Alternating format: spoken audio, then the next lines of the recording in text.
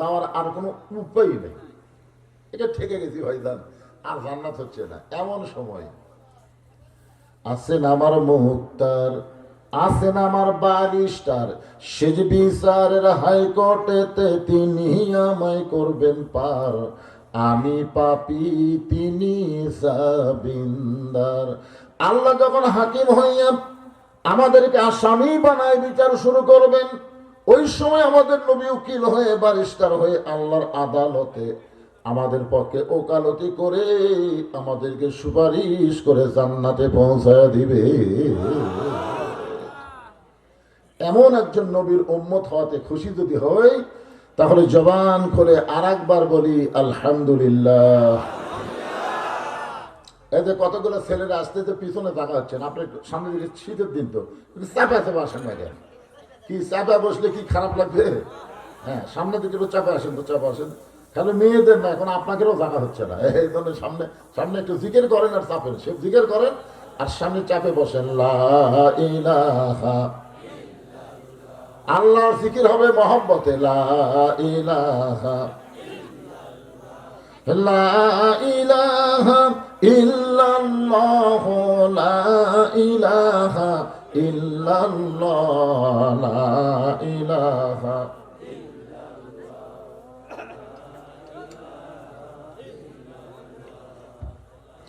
লা ইলাহা ইল্লাল্লাহু মুহাম্মাদুর রাসূলুল্লাহ। সকলে বলি সাল্লাল্লাহু আলাইহি ওয়াসাল্লাম।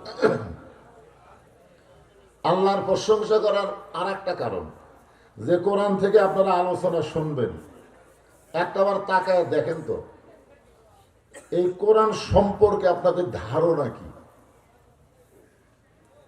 দেখেন দেখেন দেখেন কি ধারণা। যেই কোরআনের প্রথমে আল্লাহ বললেন জালিকাল কিতাবু লা রাইবা ফি হুদাল লিল মুত্তাকিন। আচ্ছা, এখানে যদি আল্লাহ বলতেন জালিকাল কিতাবু লা রাইবা ফি হুদাল লিন নাস, তাহলে কিন্তু কোরআন থেকে সবাই হেদায়েত পাওয়ার সম্ভাবনা ছিল। আমার কথা কি খেয়াল করছেন?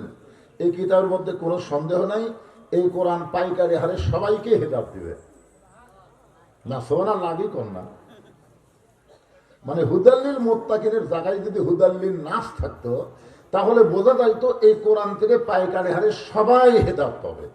কিন্তু এখানে হুদাল্লিল নাস না বলে হুদাল্লিল মুত্তাকিন বলে আল্লাহ বুঝাই দিলেন কোরআন থেকে সবাই হেদায়েত পাবে না, কেবলমাত্র মুত্তাকি বান্দা বান্দি যারা আল্লাহর কোরআন থেকে হেদায়েত পাবে তারা।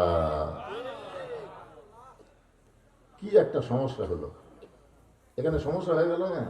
এখন মুত্তাকি খারাপ।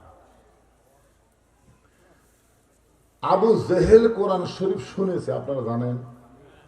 নবী যখন কোরআন তেলাওয়াত করতো, এক নম্বর শ্রোতা পিছন থেকে অন্ধকারে দাঁড়ায়া দাঁড়ায়া সারা রাত শুনছে, সারা রাত।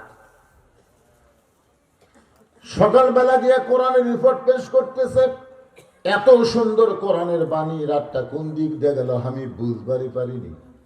সুবহানাল্লাহ কবেন না? কোরআনের পক্ষে না বিপক্ষে? এত সুন্দর কোরআনের বাণী, রাতটা কোন দিক দিয়ে গেল আমি বুঝবারই পারিনি। তাহলে আবু জেহেল কি শ্রোতা, দাঁড়ায় দাঁড়ায় শুনিছে, তাও রাত গেছে বুঝবারই পারেনি। আপনারা আমরা এত কঠিন শ্রোতা হবার পারিনি। সারা রাত ওয়াজ শুনবেন, এরকম মরদ কয়জন আছেন? মাঝে মধ্যে ঘুম ধরে, ধরে কি ধরে না, ধরে ধরে কি ধরে না। তো মারাত্মক কথা। এই কথা শোনার পরে আবু জেহেলের এক নম্বর যিনি চ্যাম্পিয়ন, মানে আবু জেহেলের সাথেই থাকে সবসময়, তার নাম হলো আবু সুফিয়ান। বলেকার নাম কি? আবু সুফিয়ান বলে, নেতা যে কোরআন শুনতে রাত কোন দিক দিয়ে যায় বোঝা যায় না, সেই কোরআন ধরলে অসুবিধা কি? মানে শুনলেই যদি এত মজা হয়, তাহলে সেটা ধরার মধ্যে অসুবিধা কি? আবু জেহেল বলতেছে, তুই আমার কাছে তাই এমন মারাত্মক কথা বলছিস, জোরে বলা যাবে না। আবু সুফিয়ান যখন কাছে আইছে তখন কানে কানে ফিসফিস করে বলতেছে, এই কোরআনকে যদি ধরি তাহলে তোর আমার ভুয়া নেতৃত্ব চলবি না। আমরা যে সাধারণ মানুষকে ধোকা দিয়ে বোকা বানায় ভোট দিয়ে নেতা হবার চাই, এই ধোকাগিরি আর চলবি না। কি মনে করতেছেন? আমরা হলাম ভুয়া নেতা। ধরে কোন কি নেতা? আসল নেতা হচ্ছে আব্দুল্লাহর এতিম পোলা। তুই এখন বল আবু সুফিয়ান, এ কোরআনকে যদি ধরে আমরা নেতৃত্ব বাদ দিয়ে আব্দুল্লাহর বেটাকে নেতৃত্ব দিবি? তখন আবু সুফিয়ান বলতেছে, তাহলে শোনাই ভালো, মানার দরকার নাই। আজকে বাংলাদেশে আবু জেহেলের দলের লোকই বেশি, খালি শোনাই ভালো, শোনাই ভালো, মানার দরকার নেই। আল্লাহ কোরআনে বলেছেন সামিনা ওয়া তাআনা, খালি শুনলে হবে না, এইটাকে ধারণ করা লাগবে। ধরে কারো কথা ঠিক কিনা? এই জন্য আমরা বলবো সব দেখা হলো শেষ, আগামীতে দেখবো আল্লাহর কোরআনের বাংলাদেশ। ধরে কারো কথা ঠিক কিনা? খালি শুনবো না, খালি শুনেই যাবো না, আমরা একটু দেখতে চাই। দেখার দরকার আছে না নাই? হ্যাঁ, আচ্ছা, ওই দিকে তো হইচই হচ্ছে, এই গ্রুপ কারা? হইচই গ্রুপ। তাহলে আপনার নিজুরির যারা যুবকেরা মাহফিল করতেছ, যুব কমিটির উদ্যোগে তোমরা যুবকেরা কি চাও যে কোরআনের মাহফিল হোক, মেলাও হোক? না, দুটো চলবে না তো, যেগুলো একটা করা লাগবে। আল্লাহ কোরআনকে লক্ষ্য করে বলেন, وقال الذين كفروا لا تسمعوا لهذا القرآن والغوا فيه لعلكم تغلبون। মুসলমানের বাচ্চা যারা হবে, মুসলমানের জন্ম নেওয়া সন্তান যারা হবে, এত রাত্রে তারা মেলার মধ্যে থাকবে না, মেলাও করবে না। মুসলমানের বাচ্চা যাদের জন্ম বৈধ, বৈধ সন্তানেরা কোরআনের মাহফিল বাদ দিয়ে মেলা ঘুরবে না, ঘুরবেই না। যারা ঘুরতেছে এরকে জন্মের ঠিক নাই। তোরে কারণ কিসের ঠিক নাই? জন্মের ঠিক নাই। খালি গরু ছাগলের মতন জন্ম দিলেই হবে না বাজান। এটা কি যাতায়াত করে 10:30 বাজছে, তারপরে মেলা ঘুরিস, তোকে লজ্জা লাগে না? তারপর হইচই করতেছি, তারপর হইচই করতেছি, দেখছেন? এইবার যদি বন্ধ হয় না, কোনো ওই অ্যাঙ্গেল ম্যাঙ্গেল চলবি না। তার কোনো অ্যাঙ্গেল ম্যাঙ্গেল আছে, ড্রামা লাগবে ডাইরেক্ট। ধরে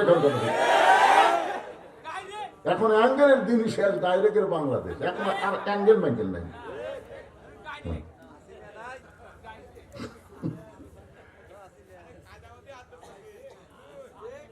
তুই আবার কি শুরু করলে এই সময়? পাগল বাবা, তোর উপরে বাদ হবে। একটা সাউন্ড নেই, দেখছেন? আমার মায়েরা যারা পর্দার অন্তরে বসে আছেন, আপনার বেশি হয়েছেন, এটা শুনে আমি খুব খুশি। মরদের চাইতে নারী বেশি, আলহামদুলিল্লাহ, আলহামদুলিল্লাহ। এর জন্য কিছু ওয়াজ আছে না নাই? একটা ডাইরেক্ট ওয়াজ। একটু মনোযোগ দিয়ে শোনেন, আল্লাহ বলতেছেন হুদাল লিল মুত্তাকিন।